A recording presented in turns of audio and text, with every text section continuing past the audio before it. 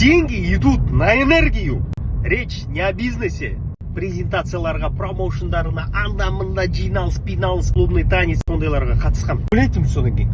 Мыналар неге қояншық құсап, жиналыс басталмастан бұрын бір музыканы қояды да билейді ғой бәрі. Шапалақтайды, бәрінде күлкі, мәз өзді. Мына әлемде емес аналар бар ғой, басқа планетадағы өмір сүріп жатқан адамдар сияқты. Сөйтсем, деньги идут на энергию, оказывается. Физическая активность даже, тренировканың өзі мына адамға энергия береді ғой.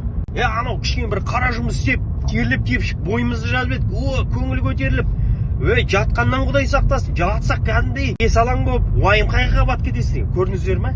Сіздерге өмірлеріңізге кіріс, ризық келулерін қаласаңыздар, визуализация, аффирмациядан бөлек күнделікті сондай бір физический активностьта жүру керек екен. Өзіңіздің көңіліңізді көтеретін философиялық көзқарастар ұстанған дұрыс екен. Сонда расымен сіздер байқайсыздар, белгілі бір уақыттан кейін өмірге өзгерістер келеді.